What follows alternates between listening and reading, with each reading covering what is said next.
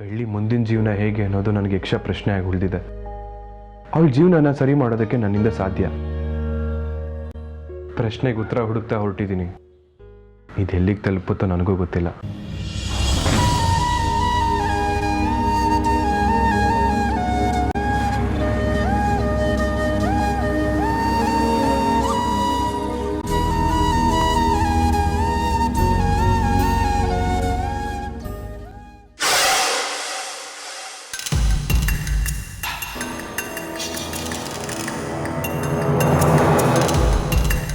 ನಮಸ್ತೆ ಮೇಡಮ್. ನೀವು ಹೇಳಿ ಟ್ಯಾಬ್ಲೆಟು ಸೇಮ್ ಟು ಸೇಮ್ ಇದೆ. Very good madam. ಆದರೆ ಈ ಟ್ಯಾಬ್ಲೆಟ್ ತುಂಬ ಸ್ಲೋ ಆಗಿ ವರ್ಕ್ ಆಗುತ್ತೆ. ನನಗೂ ಅದೇ ಬೇಕಾಗಿರೋದು. ಇದನ್ನು ತಂದ್ಕೊಟ್ಟಿರೋ ವಿಚಾರ ಯಾರಿಗೂ ಗೊತ್ತಾಗಬಾರ್ದು. ಒಂದು ವೇಳೆ ಗೊತ್ತಾದರೆ ವಿಷಯ ಮಾತ್ರ ಇರುತ್ತೆ, ನೀನಿರಲ್ಲ. ಏನು? ಖಂಡಿತ ಯಾರಿಗೂ ಇಲ್ಲ ಮೇಡಮ್. ಮತ್ತೆ ಈ ಕಡೆ ಕಾಣಿಸ್ಕೋಬೇಡ, ಹೊರಡು. ಸರಿ ಮೇಡಮ್.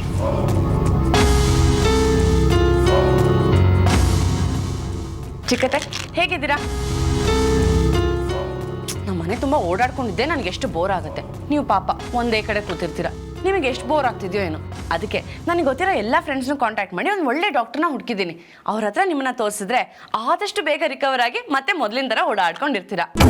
ಹಾಂ ಚಿಕ್ಕತ್ತೆ, ನೀವು ಟೈಮ್ ಟು ಟೈಮ್ ಎಲ್ಲ ಮಾತ್ರೆ ತಗೋತಾ ಇದ್ದೀರಾ ಅಲ್ವಾ? ನೀವು ಟೈಮ್ ಟು ಟೈಮ್ ತಗೊಂಡ್ರೇನೆ ಬೇಗ ಗುಣ ಆಗೋದು.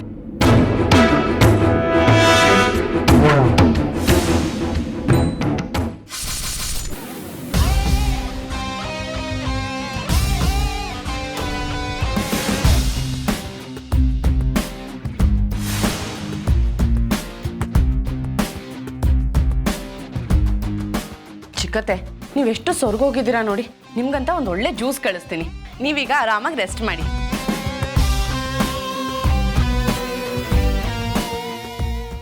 ಏನೇ ಮಾಯಾ, ಎಂತ ಮಾತ್ರೆ ಕೊಟ್ಟಿದ್ಯಾ? ಕೇಳಕ್ಕೆ ಭಯ ಆಗ್ತಿದ್ಯಲ್ಲೇ, ಅದೇನು ಅಂತ ಬಿಡಿಸಿ ಹೇಳು.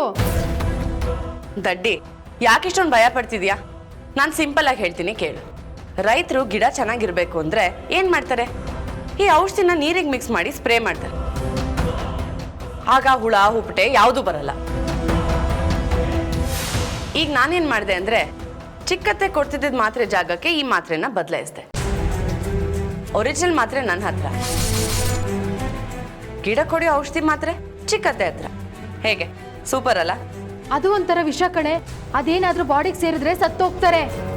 ನಾನು ಇಷ್ಟೆಲ್ಲ ಮಾಡಿದ್ದು ಬದುಕಲಿ ಅಂತ ಅಲ್ಲ, ಸಾಯ್ಲಿ ಅಂತಾನೆ. ಪಾಪ ಚಿಕ್ಕತ್ತೆ, ನಮಗೋಸ್ಕರ ಅಂತ ಅವರು ಎಷ್ಟು ದಿನ ಜೀವ ಬಿಗಿ ಹಿಡ್ಕೊಂಡಿರ್ತಾರೆ. ಆದಷ್ಟು ಬೇಗ ಸ್ವರ್ಗಕ್ಕೆ ಕಳಿಸ್ಬೇಕಲ್ವಾ? ಆದರೆ ಒಂದೇ ಸರಿ ಟಕ್ ಅಂತ ಸಾಯಲ್ಲ, ನಿಧಾನವಾಗಿ ಸಾಯ್ತಾರೆ.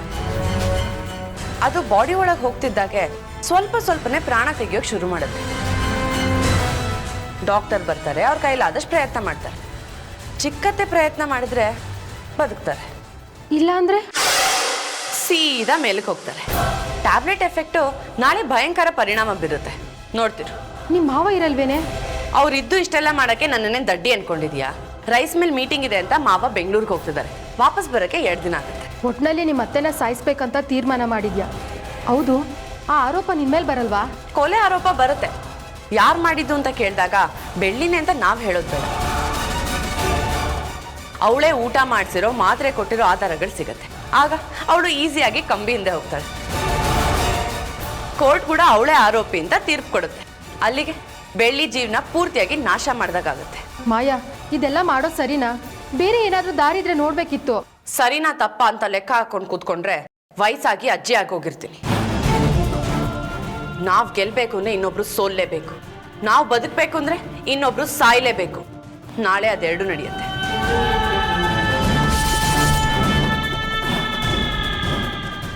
So the wait is over.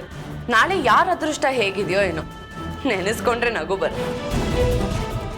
ಬೆಳ್ಳಿ, ನಿನಗೆ ನನ್ನಿಂದ ಒಂದು ಕೊನೆಯೇ ವಿದಾಯ. ನಿನ್ನನ್ನು ಕಳ್ಸೋಕೆ ನಾನು ರೆಡಿ ಇದ್ದೀನಿ, ಹೋಗೋದಕ್ಕೆ ನೀನು ರೆಡಿ ಆಗು. ನಿನ್ನ ಆತ್ಮಕ್ಕೆ ಶಾಂತಿ ಸಿಗಲಿ.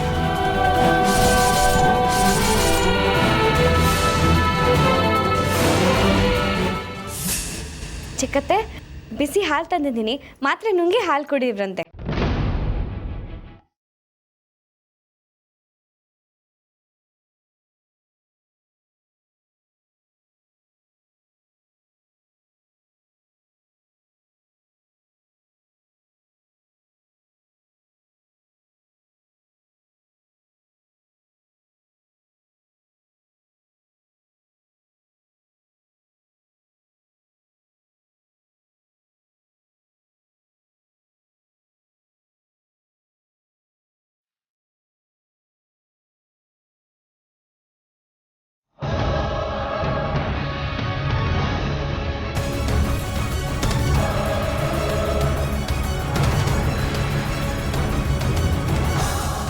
ಚಿಕ್ಕತ್ತೆ ಸಾಕಾ?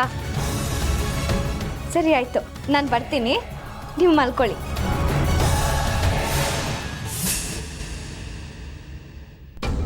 ಅದಕ್ಕೆ ನಿಂತ್ಕೊಳ್ಳಿ. ಅದಕ್ಕೆ ಈಗ ಆಗಲ್ಲ ಐಶು, ನಾನು ಚಿಕ್ಕತ್ತೆಗೆ ಮಾತ್ರೆ ಹಾಲು 2 ಕೊಡಬೇಕು, ಲೇಟಾಗಿ ಹೋಗುತ್ತೆ. ನಾನು ಹೋಗ್ತೀನಿ. ಅಯ್ಯೋ ಅದಕ್ಕೆ ನನ್ನ ಮಾತು ಕೇಳಿ. ಅದಕ್ಕೆ ಈ ಅದಕ್ಕೆ ಒಬ್ರು ನನ್ನ ಮಾತೇ ಕೇಳಲ್ಲ ಅಂತಾರೆ.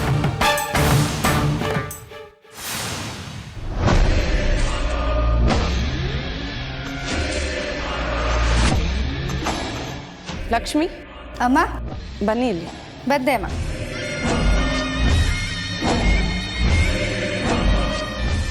ಏನಮ್ಮ? ಇದು ತಗೊಳ್ಳಿ. ಇದು ನನ್ನ ಕೈಗೆ ಯಾಕೆ ಕೊಡ್ತಾ ಇದ್ದೀರಾ? ಯಾವ ಮಾತ್ರೆ ಇದು? ಬೆಳ್ಳಿ ಚಿಕ್ಕತ್ತೆಗೆ ಹಾಲು ತೊಗೊಂಡು ಹೋಗ್ತಿದ್ದಾಳೆ, ಅದರಲ್ಲಿ ಈ ಟ್ಯಾಬ್ಲೆಟ್ ಹಾಕಬೇಕು. ಅಷ್ಟೇ ಅಲ್ಲ, ನೀನು ಹಾಕಿದ ವಿಚಾರ ಆಗಲಿ ಇಲ್ಲ ನಾನು ಇದೆಲ್ಲ ಹೇಳ್ತಿರೋ ವಿಚಾರ ಆಗಲಿ ಯಾರಿಗೂ ಗೊತ್ತಾಗಬಾರ್ದು, ತಿಳಿತಾ? ಆಯ್ತಮ್ಮ. ಹೊರಡು. ನಾನು ಅನ್ಕೊಂಡ ಹಾಗೆ ನಡೆದ್ರೆ ಬೆಳ್ಳಿ ಯಾವುದೇ ಕಾರಣಕ್ಕೂ ಮತ್ತೆ ಈ ಮನೆಗೆ ಬರೋಕ್ಕಾಗಲ್ಲ. ನಾನು ಕಾಡಿ ಬೇಡಿ ಇಲ್ಲೇ ಉಳಿಸ್ಕೊಳ್ಳೋದು ಇರಲ್ಲ. ಇನ್ನೇನಿದ್ರು ಅವಳು ಸ್ವಂತ ಮನೆ ಜೈಲಾಗಿರುತ್ತೆ ಹೊರತು ಈ ಮನೆ ಅಲ್ಲ. ಬೆಳ್ಳಿ, ನನ್ನ ಕಡೆಯಿಂದ ನಿನಗೆ ಆಲ್ ದಿ ಬೆಸ್ಟ್.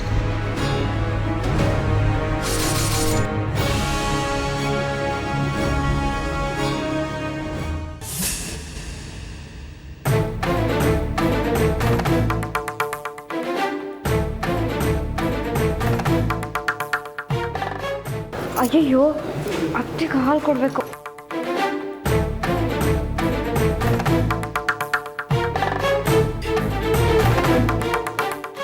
ಬೆಳ್ಳಿ, ಏನಕ್ಕೆ ಇಷ್ಟೊಂದು ಕಷ್ಟಪಡ್ತಿದ್ಯಾ? ಅಯ್ಯೋ ಪರವಾಗಿಲ್ಲ ಬಿಡಿ ಲಕ್ಷ್ಮಕ್ಕ. ಕೊಡಮ್ಮ, ಪರವಾಗಿಲ್ಲ. ಸ್ಟವ್ ಮೇಲೆ ಏನೋ ಇಟ್ಟಿದ್ಯಾ ನೋಡು. ಅಯ್ಯೋ ಹೌದಲ್ಲ.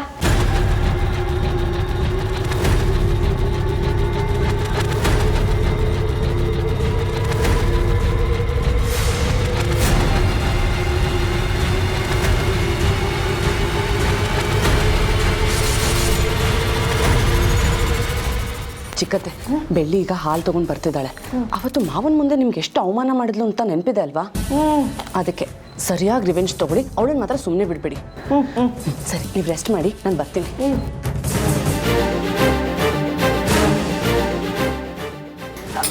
ಲಕ್ಷ್ಮಕ್ಕ, ಸಾರನ್ನ ಒಂಚೂರು ಆಡಿಸ್ಬಿಡಿ, ನಾನು ಮೇಲೆ ಹೋಗ್ತೀನಿ. ಸರಿಪ್ಪ.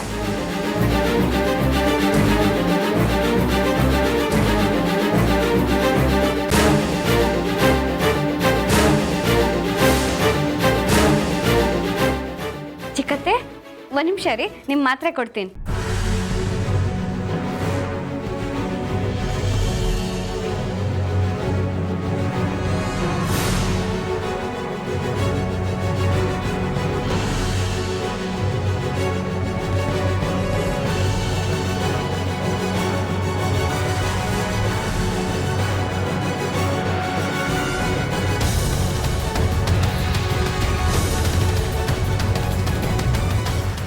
ಚಿಕ್ಕತ್ತೆ, ಇವತ್ತು ನಿಮಗೆ ಯಾವ ತಿಂಡಿ ಮಾಡಿಕೊಡ್ಲಿ? ಯಾಕತ್ತೆ ನನ್ನ ಮೇಲೆ ಅಷ್ಟೊಂದು ಸಿಟ್ಟು? ನಾನು ಅಂಥದ್ದೇನು ತಪ್ಪು ಮಾಡಿದೆ?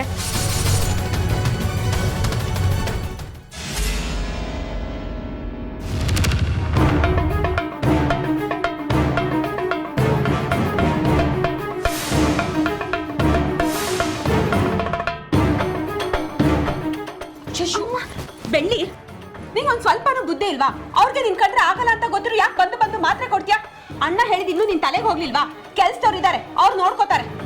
ಅಣ್ಣ ಸಪೋರ್ಟ್ ಮಾಡ್ತಾನೆ ಅಂತ ಊರೆಲ್ಲ ನಿಂದು ಅನ್ನೋ ಹಾಗೆ ಮೆರಿಬೇಡ. ಹೋಗಿಲ್ಲಿಂದ, ಹೋಗೋ.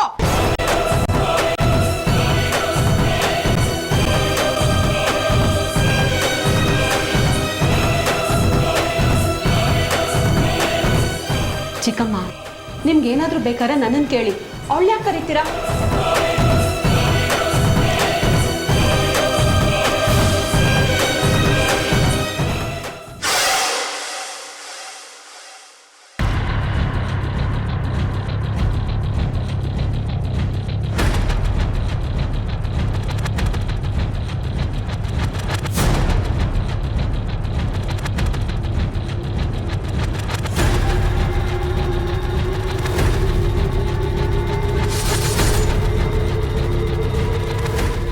ಮಾಯಾ, ಅವ್ರು ಕಷ್ಟಪಡೋದನ್ನ ನೋಡೋಕ್ಕಾಗ್ತಿಲ್ಲ ಕಣೆ. ಇನ್ನೂ ಟೈಮ್ ಇದೆ. ಪ್ಲೀಸ್ ಕಣೆ ಅವನ ಬದುಕೋದಿಕ್ ಬಿಡು. ಅವರು ನಿನಗತ್ತೆ ಆಗಬೇಕಾ ನನಗತ್ತೆ ಆಗಬೇಕಾ? ಈ ಸೆಂಟಿಮೆಂಟ್ ಎಲ್ಲ ಬಿಟ್ಬಿಟ್ಟು ಮನೇಲಿರೋ ಎಲ್ರೂ ಕರ್ಕೊಂಡು ಬಾ. ಹೋಗು ಹೋಗು. ಸರಿ.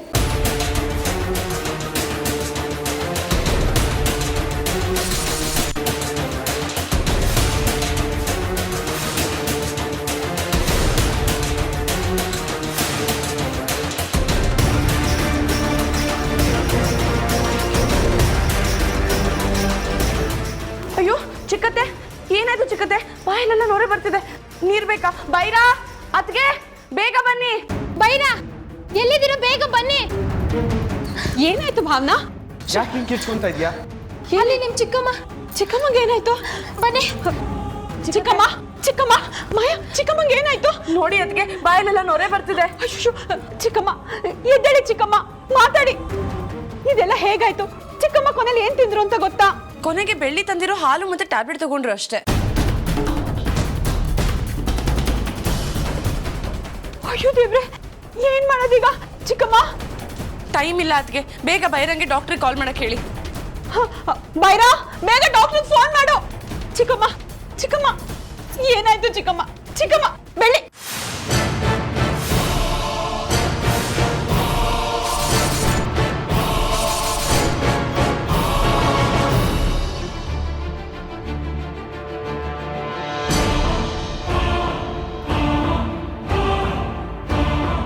ಇದೆಲ್ಲ ಆಗಿದ್ದು ನಿನ್ನಿಂದಾನೆ. ಪ್ರತಿ ಸಲ ಚಿಕ್ಕಮ್ಮನ ಹತ್ರ ಜಗಳ ಆಡ್ತಿದೆ. ಇವತ್ತು ಅವ್ರನ್ನ ಒಂದೇ ಸಲ ಸಾಯಿಸ್ಬೇಕು ಅಂತ ಡಿಸೈಡ್ ಮಾಡ್ಬಿಟ್ಯಾ?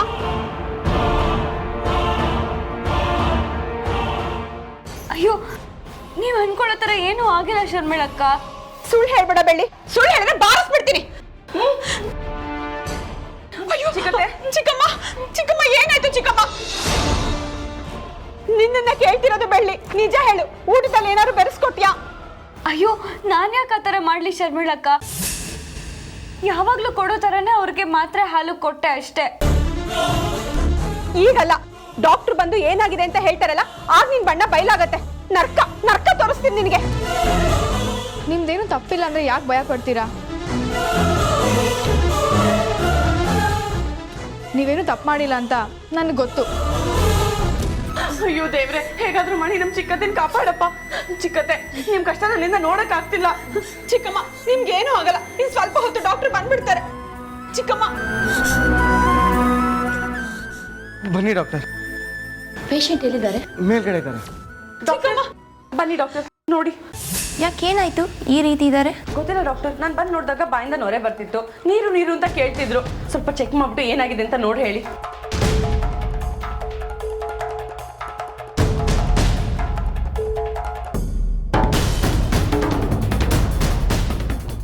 ನನ್ನ ಪ್ರಕಾರ ಗೊತ್ತೋ ಗೊತ್ತಿಲ್ಲದೆ ಯಾರೋ ಇವರಿಗೆ ವಿಷದ ಪದಾರ್ಥ ಕೊಟ್ಟಿದ್ದಾರೆ ಅಂತ ಅನಿಸ್ತಿದೆ.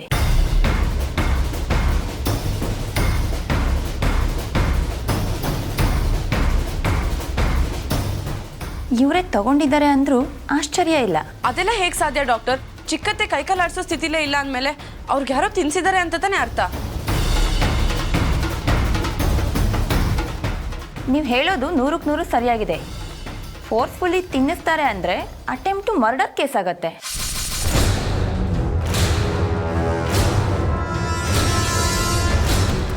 ದಯವಿಟ್ಟು ಕ್ಷಮಿಸಿ ಮೇಡಮ್, ಇಲ್ಲಿ ಕೊಲೆ ಪ್ರಯತ್ನ ನಡೆದಿದೆ.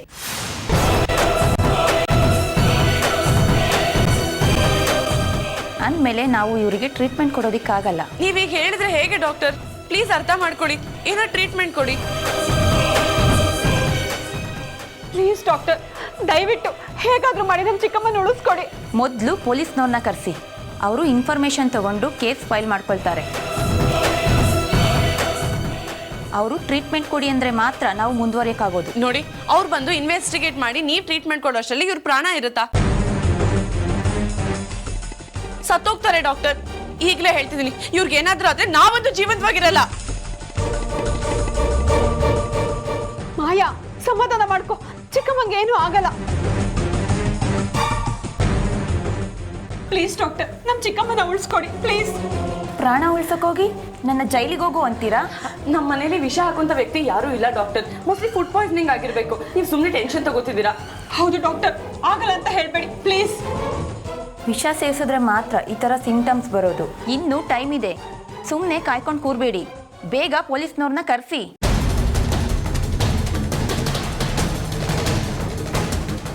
ಅದಕ್ಕೆ ಬೇಗ ಪೊಲೀಸ್ನವರಿಗೆ ಬರಕ್ಕೆ ಹೇಳಿ. ಬೈರಾ,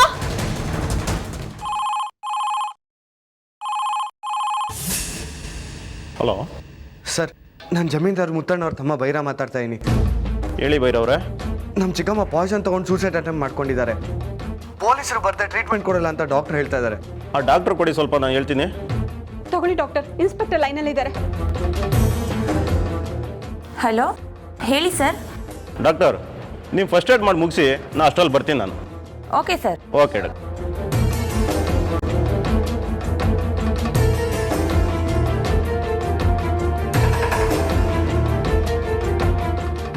ಶಂಕರ್, ಗಾಡಿ ತೆಗಿಸ್ರಿ. ಡಾಕ್ಟರ್ ನೋಡಿದ್ರೆ ವಿಷ ಸೇವಿಸಿದ್ದಾರೆ ಅಂತ ಹೇಳ್ತಿದ್ದಾರೆ, ಆದ್ರೆ ಇವರು ಕೈಕಲ್ ಕೂಡ ಆಡ್ಸಕ್ಕಾಗಲ್ಲ. ಇದೆಲ್ಲ ಹೇಗ್ ಸಾಧ್ಯ ಅದ್ಗೆ?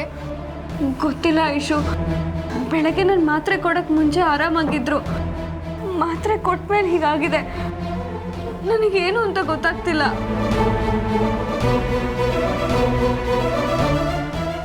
ದೇವ್ರೆ, ನನಗೇನು ಮಾಡಲಿ? ಬನ್ನಿ ಕೆಳಗಡೆ ಹೋಗೋಣ. ಎಲ್ಲಿದ್ದಾರೆ? ಬನ್ನಿ ಇನ್ಸ್ಪೆಕ್ಟರ್. ಡಾಕ್ಟರ್, ಟ್ರೀಟ್ಮೆಂಟ್ ಕೊಟ್ಟಿದ್ದೀರಾ? ಪೇಷಂಟ್ ಈಗ ಹೇಗಿದ್ದಾರೆ? ಈಗ ಫಸ್ಟ್ ಏಡ್ ಮಾಡಿದ್ದೀನಿ, ಇನ್ನೂ ಕ್ರಿಟಿಕಲ್ ಆಗಿದ್ದಾರೆ. ನನಗೊಂದು ಡೌಟ್ ಏನಂದರೆ, ಕೈಕಾಲೇ ಮೂವ್ ಮಾಡೋಕ್ಕಾಗದೇ ಇರೋರು ಪಾಯ್ಸನ್ ತೊಗೊಳಕ್ಕೆ ಹೇಗೆ ಸಾಧ್ಯ ಇನ್ಸ್ಪೆಕ್ಟರ್? ನೀವು ಹೇಳೋದು ಸರಿನಾ ಡಾಕ್ಟರ್, ಆದರೆ ಹೊಟ್ಟೆ ಒಳಗಡೆ ಹೇಗೋಯ್ತು ಪಾಯ್ಸನ್? ಇವರು ಸ್ವಲ್ಪ ಹೊತ್ತಿಗೆ ಮುಂಚೆ ಹಾಲು ಕುಡಿದಿದ್ದಾರೆ, ಹಾಲಲ್ಲಿ ಅಥವಾ ಊಟದಲ್ಲಿ ವಿಷ ಬೆರೆಸಿದೆ ಅಂತ ಅನ್ನಿಸ್ತಾ ಇದೆ.